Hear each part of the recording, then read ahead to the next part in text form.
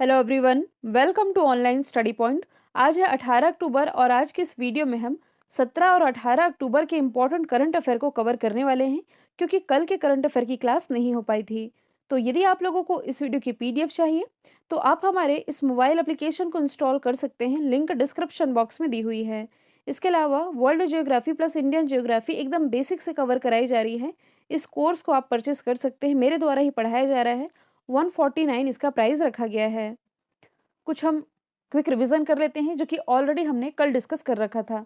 हाल ही में अबॉर्शन संबंधी नए नियमों के अनुसार जो गर्भपात की अवधि थी, यानी कि अबॉर्शन कराने की जो अवधि थी, ये 20 हफ्ते से बढ़ा करके 24 हफ्ते यानी कि 5 महीने से बढ़ा करके 6 महीने कर दी गई है। हाल ही में जो ग्लोबल हंगर इंडेक्स रिलीज किया गया, इसमें भारत की रैंकिंग 101 रही है। सीके प्रहलाद पुरस्कार से सम्मानित किया गया है सत्या नडेला को, और छठवीं बार United Nation Human Right Council का सदस्य चुना गया है भारत को। हरियाणा का जो गुरुग्राम है, यहाँ हेली हब बनाने की मंजूरी दी गई है। अंतर्राष्ट्रीय ग्रामीण महिला दिवस 15 अक्टूबर को मनाया गया, और फोर्ब्स के द्वारा वर्ल्ड बेस्ट एम्प्लॉयर भारत की तरफ से चुना गया है। रिलायंस इंडस्ट्रीज लिमिटेड को पूरे वर्ल्ड में टॉप पर थी सैमसंग, जो कि साउथ कोरिया की कंपनी है। हाल ही में केंद्र सरकार ने कोयला उत्पादन बढ़ा करके 20 लाख टन प्रतिदिन करने का फैसला किया है। तो चलिए स्टार्ट करते हैं आज का हमारा पहला और इम्पोर्टेंट क्वेश्चन। मिंदौली केला, जिसे अभी हाल ही में जीआई टैग प्रदान किया गया है, किस राज्य से रिलेटेड है? तो देखिए, हाल ही के दिनों में आए दिन हम ऐसा कोई ना कोई प्रोडक्ट डिस्कस कर रहे हैं जिसे जीआई टैग मिला है। वैसे ही गोवा का ये प्रोडक्ट है जिसका नाम है मिंदौली केला। गोवा में उगाया जाने वाला ये एक प्रमुख, आप कह सकते हैं बहुत प्रसिद्ध केला है यहाँ का, जिसे भी हाल ही में जीआई टैग मिल चुका है।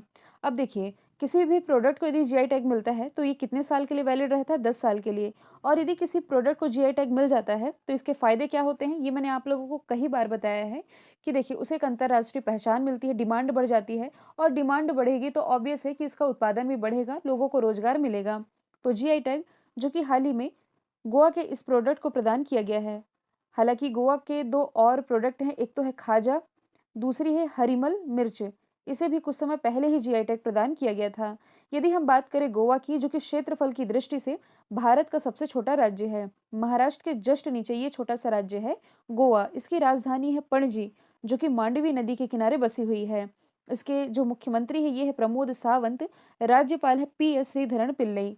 गोवा मुक्ति दिवस जो कि 19 दिसंबर को मनाया जाता है, क्योंकि 19 दिसंबर 1961 को ही जो गोवा है ये पुर्तगालियों से मुक्त हुआ था। और सलीम अली बर्ड सेंचुरी ये गोवा में है, जबकि सलीम अली नेशनल पार्क जो कि स्थित है जम्मू कश्मीर में। हाल ही में ये रेबीज मुक्त हुआ है, मतलब आप कह सकते हैं कि भारत का पहला रेबीज मुक्त राज्य ये गोवा ही बना है। और अभी हाल ही में हुनर हाट का जो 28वां संस्करण रहा, ये गोवा में ही आयोजित किया गया था। यहाँ हम बात कर रहे हैं जीआई प्रोडक्ट्स की, तो यहाँ मैंने कुछ ऑप्शन लिख रखे हैं, जैसे कि एड्यूर मिर्च, कुट्टीकूर आम, ये केरल का प्रोडक्ट है जिसे भी हाल ही में जीआई टैग मिला है।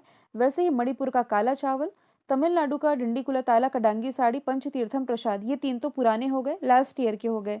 हाल ही के दिनों में मिला है लौंग को, कन्याकुमारी का लौंग, करुपुर कलमकारी पेंटिंग, और कलाकुरुचि वुड नक्काशी को। मध्य प्रदेश का चिन्नौर चावल, इसे भी अभी हाल ही में जीआई टैग मिला। कड़कनाथ मुर्गा, इसे 2018 में मिला था। महाराष्ट्र का चीकू, अल्फांसो आम, सफ़ेद प्याज, इसके अलावा कोवल चावल, इसे भी अभी हाल ही में जीआई टैग मिल चुका है। मैंने कल आप लोगों से दो इम्पॉर्टेंट सवाल पूछे थे, पहले का राइट आंसर सिंगापुर और दूसरे का राइट आंसर चाइना था। आप लोगों के लिए आज का सवाल है, फिलीपींस की पत्रकार है मारिया रेसा और रूस के हैं जो दमित्री मोरोटोव, 2021 का जो नोबेल पुरस्कार है इन्हें किस क्षेत्र में दिया जाएगा? साथ ही एयर इंडिया पर 18,000 करोड़ रुपए की बोली लगा करके उसने, मतलब कि उसे किसने खरीदा है, इसका भी आंसर आप लोग कमेंट बॉक्स में बताएंगे। फिर अगला है, चर्चे में रहा ग्रीन क्रैकर्स नियम किससे संबंधित है? तो ये रिलेटेड है वायु प्रदूषण यानी कि एयर पोल्यूशन से। अब ये है क्या ग्रीन क्रैकर्स नियम? तो आप जानते ही हैं, अभी कोरोना महामारी जिस हिसाब से फैली थी, तो सरकार के द्वारा सभी को सलाह दी गई थी और काफ़ी सारे जागरूकता अभियान चलाए जा रहे थे ताकि लोग एक जगह पर इकट्ठे ना हो। और आप ये भी जानते हैं कि त्योहारी सीजन चल रहा है, ऐसे में दिवाली की खरीदी करने के लिए लोग सड़कों पर तो निकलते ही हैं। ऐसे में मार्केट में पटाखों को लेकर के, मतलब कि पटाखों को खरीदने को लेकर के ज़्यादा भीड़ ना हो, इसके लिए काफ़ी सारे राज्यों ने पटाखों की या तो पूरी तरह से इसकी बिक्री पर बैन लगाया है, या कुछ मात्रा में इसे प्रतिबंधित किया है। साथ ही कुछ राज्य सरकारों ने ऐसा भी फैसला किया है कि इन पटाखों की जगह जो कि बिकते हैं, उनकी जगह ग्रीन पटाखों को प्रमोट किया जाए। तो यही मैं आप लोगों को बताने वाली हूँ कि ग्रीन क्रैकर्स जिन्हें काफ़ी सारी राज्य सरकारों के द्वारा प्रमोट किया जा रहा है, ये एक्चुअल में है क्या? तो देखिए ये जो ग्रीन पटाखे हैं यानी कि हरे पटाखे, ये कम मात्रा में वायु का प्रदूषण करेंगे। मतलब कि आप लोगों ने देखा होगा कि जब पटाखे फोड़ते हैं तो वो फटने से पहले धुआं छोड़ता है ना, और जब जलता भी रहता है, जैसे कि हम लरिया जलाते हैं लंबी लंबी, तो वो बहुत ज़्यादा प्रदूषित करते हैं वायुमंडल को। तो ऐसे में ये जो ग्रीन पटाखे हैं, इसमें क्या शामिल है, कुछ रसायन जैसे कि आर्सेनिक हो गया, लिथियम, बेरियम, ये सभी शामिल है, जिससे कि इन पटाखों से धुआं नहीं उड़ेगा। मतलब कि उड़ेगा लेकिन बहुत कम मात्रा में। लगभग 30% वायु प्रदूषण जो है, ये इन पटाखों के इस्तेमाल से कम हो सकेगा। क्योंकि ये जो पटाखे हैं, ये जलने पर उस धूल को जो कि पटाखों से निकलता है, इसे दबाते हैं, जिससे कि उत्सर्जन कम होता है। इसलिए राज्य सरकारें इन्हें प्रमोट कर रही हैं। जैसे कि यदि हम बात करें राजस्थान सरकार की, तो इसने तो कह दिया है कि पटाखों की बिक्री ये पूरी तरह से बैन रहेगी। दिल्ली सरकार के द्वारा भी अभी हाल ही में 1 जनवरी 2022 तक दिल्ली में पटाखों की पूरी तरह से बिक्री और फोड़ने को लेकर के बैन लगा दिया है। और भी कई राज्य सरकारें इसके लिए कठोर कदम उठा रही हैं। अच्छा, कई बार एग्जाम में पूछा जाता है कि पटाखों में जो लाल रंग होता है, यानी कि जो रेड कलर होता है, किसके कारण होता है? तो ये स्ट्रांसियम के कारण होता है। जबकि जो ग्रीन कलर होता है, ग्रीन कलर ये होता है बेरियम के कारण। एडिशनल तौर पर ये दोनों भी आप याद रख सकते हैं। यदि आप फर्स्ट टाइम चैनल को विजिट कर रहे हैं तो फटाफट से सब्सक्राइब कर लीजिए, साथ ही बेल आइकन दबाना बिल्कुल ना भूलें, ताकि आप लोगों को हमारे सभी नए वीडियो की नोटिफिकेशन सबसे पहले मिल सके। और देखिए, मैं पर डे कहती हूँ, वीडियो आप लोग बिल्कुल लाइक नहीं कर रहे हैं, शेयर तो करना भूल ही गए हैं। आज आप लोग लाइक भी करेंगे और शेयर करना तो बिल्कुल ना भूलें। अगला क्वेश्चन है, किस राज्य सरकार ने सरकारी कर्मचारियों के राजनीतिक चुनाव में भाग लेने पर बैन लगाया है? तो ऐसा फैसला भी हाल ही में हरियाणा गवर्नमेंट के द्वारा लिया गया है। मतलब कि हरियाणा में जो भी सरकारी कर्मचारी है, ठीक है, वो चुनावों में भाग नहीं ले सकते, मतलब कि राजनीति में नहीं आ सकते। ऐसा फैसला हरियाणा गवर्नमेंट के द्वारा लिया गया है, ताकि कोई भी लोग, मतलब कि सरकारी कर्मचारी बिल्कुल भी पॉलिटिक्स में ना आए, एक्टिव ना रहें। और यदि कोई ऐसा करता है तो इस पर कठोर कदम उठाए जाएंगे हरियाणा सरकार के द्वारा। हरियाणा की यदि हम बात करें, इसकी राजधानी है चंडीगढ़, मुख्यमंत्री है मनोहर लाल खट्टर, राज्यपाल है बंडारू दत्तात्रेय। हरियाणा का जो गुरुग्राम है, यहाँ भारत का पहला ग्रेन एटीएम स्थापित किया गया है। और कल ही या परसों मैंने आप लोगों को बताया था कि हाल ही में केंद्र सरकार के द्वारा इसी गुरुग्राम में हेली हब बनाने को लेकर के मंजूरी दे दी गई है। हरियाणा का जो हिसार है, यहाँ एयर टैक्सी सर्विस की शुरुआत की गई। इसके अलावा झज्जर, झज्जर में भारत का सबसे बड़ा कैंसर हॉस्पिटल ये स्थापित किया गया है। अंबाला में जो अंबाला बस स्टैंड है, इसका नाम बदल करके सुषमा स्वराज बस स्टैंड किया गया है। अगला क्वेश्चन है, आईपीएल 2021 की ट्रॉफी किसने जीती है? तो हाल ही में आईपीएल 2021 ये समाप्त हो चुका है। दुबई का, मतलब कि दुबई में इसका आयोजन किया गया। इसमें जो फाइनल की ट्रॉफी है, ये अपने नाम कर ली है चेन्नई सुपर किंग्स ने। किसे हरा करके? कोलकाता नाइट राइडर्स को हरा करके। और यदि देखा जाए तो चेन्नई सुपर किंग्स का ये चौथा खिताब था। इसके पहले ये कब विजेता रही है? 2010 में, 2011 में, 2018 में, और अब ये बन गई है 2021 में विजेता। यहाँ से आप ये भी याद रखेंगे कि 4 बार ये टाइटल तो जीता है सीएसके ने, लेकिन इसकी सर्वाधिक बार विजेता टीम ये थी मुंबई इंडियंस। टोटल 5 खिताब इसके नाम हैं। अब यदि हम बात करें कि इसमें कुछ टाइटल भी दिए गए हैं, जैसे कि emerging player of the year का, तो ये दिया गया है ऋतुराज गायकवाड़ को। और ऑरेंज कैप उन्हें दिया जाता है जो कि सबसे ज़्यादा रन बनाते हैं, तो ये भी ऋतुराज गायकवाड़ को मिला है। जबकि पर्पल कैप हर्षल पटेल को मिला है। पर्पल कैप उन्हें मिलता है जो कि सबसे ज़्यादा विकेट लेते हैं। यदि हम बात करें आईपीएल की, यानी कि इंडियन प्रीमियर लीग की, 2008 में इसकी शुरुआत की गई थी। और उस हिसाब से यदि देखा जाए तो इसका ये 14th एडिशन रहा था। आईपीएल में सबसे ज़्यादा रन बनाने वाले खिलाड़ी विराट कोहली हैं, जबकि सबसे ज़्यादा विकेट लेने वाले खिलाड़ी ये हैं लसिथ मलिंगा। अगला क्वेश्चन है, हाल ही में किस राज्य के मुख्यमंत्री ने मंदिरों के आभूषण को पिघलाने की योजना शुरू की है? तो ये न्यूज़ काफ़ी ज़्यादा ट्रेंड में रही है और काफ़ी ज़्यादा विवादों में भी रही थी। देखिए, ऐसा फैसला भी हाल ही में तमिलनाडु गवर्नमेंट के द्वारा लिया गया है। वैसे देखा जाए तो तमिलनाडु में क्या हुआ, थोड़ा मैं आप लोगों को बता देती हूँ कि तमिलनाडु सरकार में, मतलब कि तमिलनाडु में जो मंदिर है, यहाँ जो भक्त दर्शन करने के लिए जाते हैं और भगवान के लिए जो दान करते हैं, दान किए गए सोने को यहाँ की सरकार पिघला रही है।